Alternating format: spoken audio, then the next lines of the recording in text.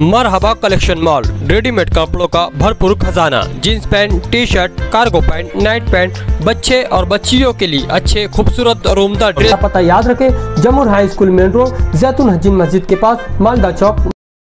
मालेगांव के जो विद्यमान एमएलए है मुफ्ती इस्माइल कासमी साहब, उन्होंने ईद के दिन एक बयान दिया था कि मालेगांव में 122 करोड़ का भ्रष्टाचार हुआ है। तो उनकी जानकारी गलत है। मालेगांव में 122 करोड़ का भ्रष्टाचार, मुझे तो लगता है जेटी, एटीटी और ये 2-3 बड़ी मालेगांव स्कूल, ये तीनों मिला के 122 करोड़ का हो जाएगा। अगर उन्होंने अच्छी जानकारी लिया तो उनको पता चलेगा कि मालेगांव में 122 ने 1022 करोड़ का भ्रष्टाचार अप्रोक्सली हुआ है। मालेगांव के एमएलए अगर इतनी छोटी सी बात अगर कर देते हैं तो प्रशासन ने उसके ऊपर काम करना, दखल देना बहुत जिम्मेदारी की बात है। पर उन्होंने प्रशासन में सिर्फ माइक पे भाषण कर दिया, पर प्रशासन में कहीं भी लेखी तकरार उन्होंने की नहीं। उनको बचा रहे कि फंसा के उनसे बात करके उनसे कुछ पैसे ले रहे, तो ये भी बू हमको वहां से आ रही है। पिछले जो एमएलए थे उन्होंने भी इस हमारी पिछली पत्रकार परिषद में एक मुद्दा उपस्थित किया कि ये सब पैसा बांग्लादेशी और रोहिंग्या लोगों को दिया नहीं जा रहा है।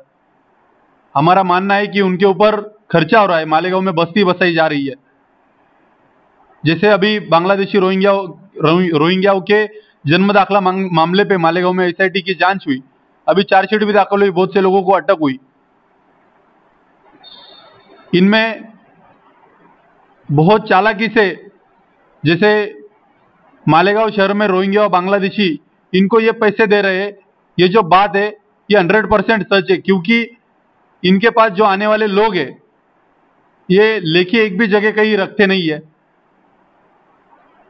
तो ऐसी बस्तियां बसाने में, इनके जो फर्जी डॉक्यूमेंट है वो निकाल देने में ये सब लोग माहिर है। शासन को ये गुमराह कर रहे हैं और जो लोगों के नाम वो एसआईटी के जांच में आए, जन्म दाखिले की जांच में आए, वही लोग रोहिंग्या है, वही लोग बांग्लादेशी है। उनकी अगर सही तरीके से जांच हुई है, अगर ये एनआईए जांच करती थी तो उसमें ये पाए जाते थे। और उन सभी लोगों को इन तालीमी संगठनों की ओर से फंडिंग पुराई जा रही है, ये हमारा आरोप है। आपने फिर आज कहा कि ये स्कूल घोटाले के जो पैसे रोहिंग्या और बांग्लादेशियों को बताने के लिए इस्तेमाल किया गया, और जो जन्म दाखिले के मामले में उसके अंदर वो पाए गए, लेकिन हमारी जानकारी में चार्जशीट के अंदर एक भी रोहिंग्या और बांग्लादेशी नहीं पाएगा, क्योंकि डॉक्यूमेंट्स में वैसे गुमराह किया गया है। आप सिर्फ इल्जाम लगा रहे हैं, इसका कोई सबूत दे नहीं रहे। देंगे ना हम सबूत, हमने पिछले भी बार बोला था। अरे जांच होगी, 100% सबूत मिलेंगे।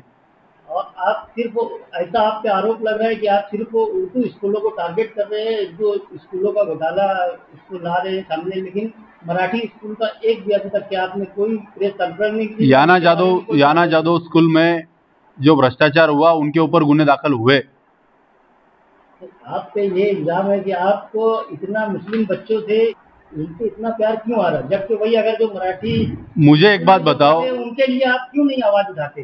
100% आवाज उठा देना। याना जादव में जो भ्रष्टाचार हुआ उसके ऊपर गुने दाखिल हुए, वो बात आप क्यों नहीं लगाते? हमारे पास आई जो बातें हमने लगाए, अपने अगली प्रेस कॉन्फ्रेंस में आप जो बोला था, हम एक एक लफ्ज जो बताए उसके अंदर। हाँ, तो जैसे मालेगांव मंदिर की उर्दू स्कूलों के डॉक्यूमेंट, दस्तावेज, सोमैया, एटीएस तक पहुँचाए जा रहे हैं।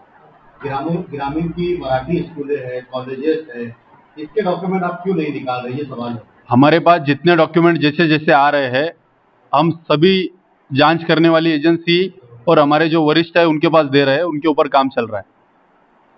पिछली प्रेस कॉन्फ्रेंस के बाद सोशल मीडिया पे ये था कि आप लोग कोई चला रहा है या आप लोगों को पैसा दिया गया, इसलिए आप जो इस तरह के मामला ला रहे हैं, इस पर आपका क्या साबित कर सकेंगे कोई तो उन्होंने सामने आना चाहिए। ये बेबुनियाद अगर कोई आरोप लगाता है तो हम उनके ऊपर मानहानि का दावा करेंगे। अगर कोई साबित करके दे तो की बात अलग है। हमने जो भ्रष्टाचार हुआ है उन सभी के डॉक्यूमेंट्स की फाइल्स हमने 4 जगह पे देके रखी है। अगर कोई चलाने वाला रहता था तो हम उसको बख्श देते थे या उसकी संस्था को बख्श देते थे, पर मेरी जानकारी में जितने लोग हैं उनकी कोई संस्थाएं नहीं है, वो सिर्फ इसका राजकारण करने का सब प्रयास कर रहे हैं और उनका राजकारण कभी सफल नहीं होगा।